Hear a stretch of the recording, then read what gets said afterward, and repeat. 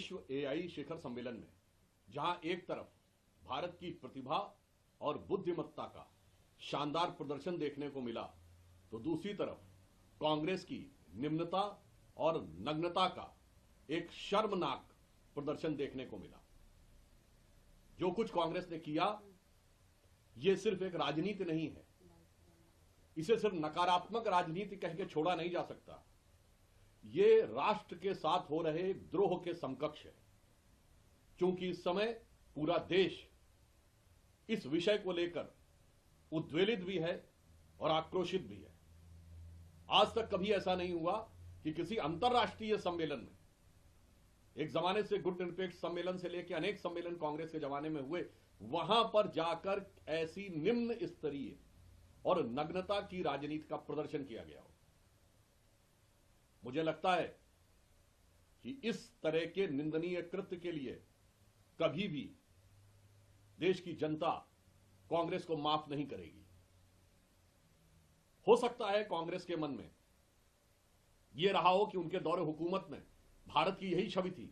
कि यहां खाने के लाले पड़े हुए थे, पहनने के कपड़े नहीं थे, भारतीयों की अर्धनग्न तस्वीरें ही दिखाई जाती थीं। आज प्रधानमंत्री मोदी जी के नेतृत्व में जब विश्व की आधुनिकतम तकनीक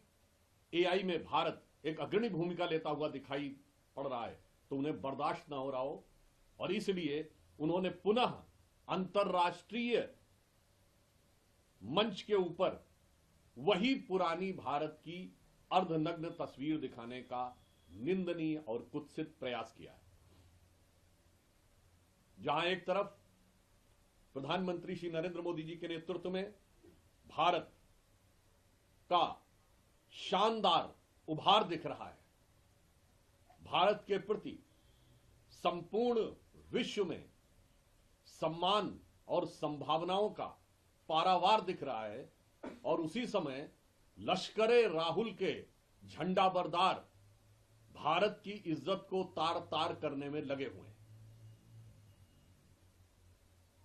अभी तक राहुल गांधी जी विदेश में जाकर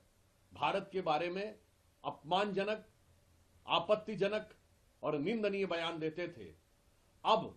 लश्करे राहुल के सिपाही, लश्करे राहुल के झंडाबरदार, लश्करे राहुल के फरमाबरदार अब भारत की धरती पर भी विदेशी मेहमानों के सामने भारत की छवि को खराब करने का प्रयास